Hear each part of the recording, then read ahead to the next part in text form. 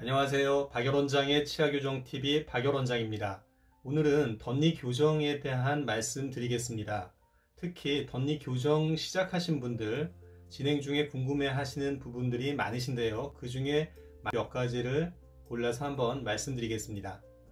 먼저 덧니 교정 진료할 때 발치를 하는 경우가 많은데요. 그 발치 치아 결정하는 부분에 대해서 말씀드리고요. 그리고 덧니가 이렇게 높이 위치되어 있는 경우가 많은데요. 그러한 덧니를 배열하는 초기 과정에 대해서 말씀드리고요. 또 교정 중에 모든 치아에 교정기를 붙이지 않는 경우가 있습니다. 한두 개 치아를 건너뛰고 붙이는 경우도 있는데 그 내용 말씀드리겠습니다.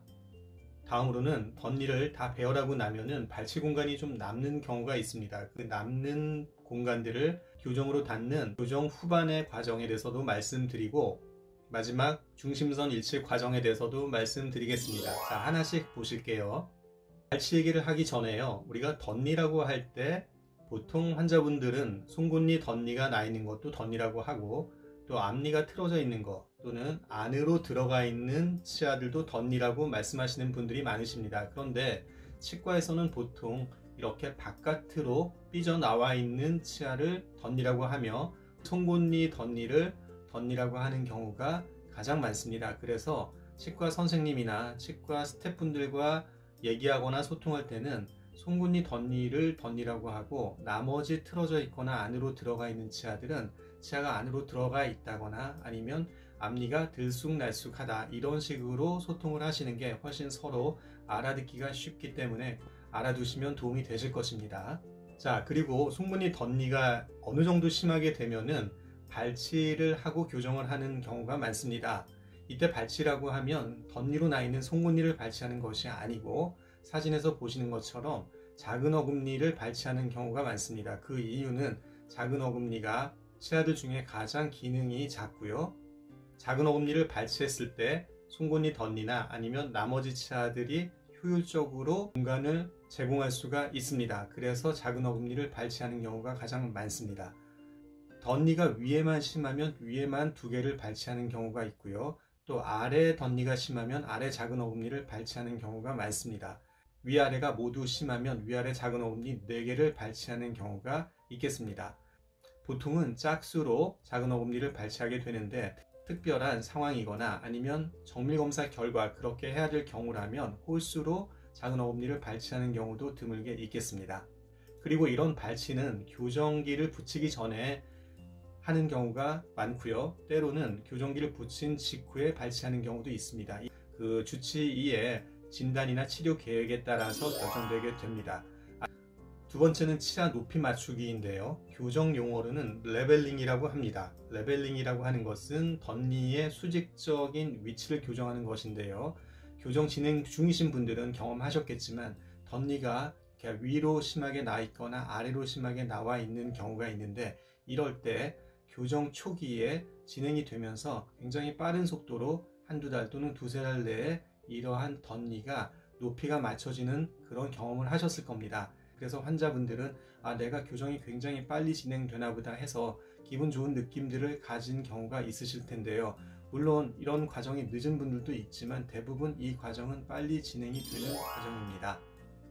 자, 그리고 두 번째, 교정하시는 분들 보면 교정기를 전체 치아에 모두 붙이지 않고 한두 개 치아는 교정기를 붙이지 않는 경우가 있습니다. 사진에서 보시는 것과 같은 경우인데요. 저렇게 작은 앞니에는 교정기를 붙이지 않은 채로 한동안 교정이 진행됩니다. 교정기를 붙이는 위치는 각 치아마다 어느 정도 정확한 범위가 있습니다. 그 위치 내에 정확히 붙여야 하는데, 치아들이 들쭉날쭉 좁게 배열이 되어 있으면 그 해당 치아에 교정기를 붙이기 어려운 경우가 생깁니다. 그럴 때에는 그 치아를 제외하고 나머지 치아에 교정기를 붙인 다음에 그 나머지 치아들이 어느 정도 배열이 되고 난 다음에 해당 치아에 교정기를 붙이게 됩니다. 이 과정이 짧게는 2-3개월, 길게는 6개월, 7개월, 1년까지도 걸릴 수가 있습니다. 이런 과정이 굉장히 지루하게 느껴집니다. 특히 내성적인 성향의 환자분들은 속으로 궁금해하면서 긴 시간을 보내게 되는데, 병원에선 환자의 성향을 잘 파악해서 궁금해할 수 있는 부분은 미리 알려주면 환자분들은 훨씬 편안하고 안정적으로 교정을 진행할 수가 있겠습니다. 다행스러운 것은 이렇게 지루한 과정을 거쳐서 작은 앞니나 붙이지 않았던 치아에 교정기를 붙이고 나면 그 이후에는 비교적 짧은 기간 내에 해당 치아가 빨리 배열되는 것을 보실 수가 있겠습니다. 자, 다음으로는 나머지 공간 닫는 과정이 되겠는데요. 이렇게 덧니들을 배열하게 되면 발치 공간이 모두 소진되어서 배열이 어느 정도 되고 난 다음에는 남아있는 발치 공간이 없는 경우도 있고요. 또 그 남아있는 발치 공간이 좀 있는 경우도 있습니다. 대부분의 경우는 이 잔여 공간은 길지 않은 기간 동안에 닫히겠지만 특히 성인의 경우나 다른 상황이 있는 경우에는 이 잔여 공간을 닫는 기간이 생각보다 오래 걸릴 수 있기 때문에 선생님과 잘 소통해서 설명을 들으시는 것이 좋겠습니다. 이 공간이 어느 정도 정리가 될 즈음이면 우리가 위아래 앞니 중심선에 대한 교정을 마무리하게 되는데요.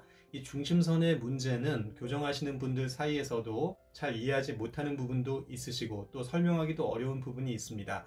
중심선이 정확히 일치하려면 환자분의 골격이 좌우가 완전히 대칭이어야 하고요. 또 좌우의 치아들도 그 크기나 형태 그리고 잇몸 상태마저도 정확히 대칭이어야 합니다. 그런데 그런 분은 굉장히 드뭅니다. 그래서 교정 끝날 때 중심선이 어느 정도 일치는 해야 되지만 아주 정확히 맞을 필요까지는 없고요. 1mm 내외로 근접을 하게 되면 다른 기능적이나 심미적인 문제는 없겠습니다. 그런데 이러한 부분들을 설명하기가 굉장히 어렵기 때문에 초반에 의사들이 설명을 다 못하는 경우도 있고요. 또 교정 후반 마무리 즈음에 가서 이러한 얘기를 하게 되면 치료받는 환자분들 입장에서는 치료가 불충분하거나 아니면 마무리가 제대로 안 되거나 한다는 그러한 걱정이 있으실 수가 있습니다. 그래서 치료하는 입장에서는 치료 중간에 적정한 시기에 중심선에 대한 내용을 설명해 드리면 환자분들이 이해하실 수가 있을 것이고 또 치료받으시는 환자분들께서는 제가 지금 말씀드리는 이 내용을 잘 이해하고 계신다면 의사선생님과 소통하는데 도움이 되실 것입니다. 이해가 되시나요?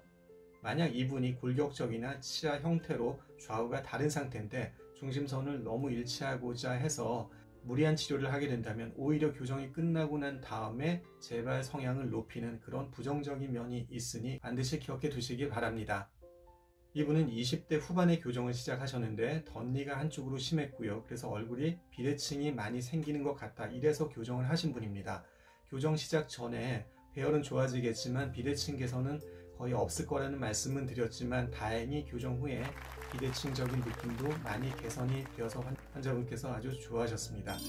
자, 어떠신가요? 오늘 제 말씀이 도움이 되셨나요? 특히 덧니 교정을 시작하시고 진행 중이신데 의사선생님과 소통이 좀 아쉬운 분들 그리고 본인이 내성적이어서 잘 물어보시지 못하는 분들께 특히 도움이 되셨으면 좋겠습니다.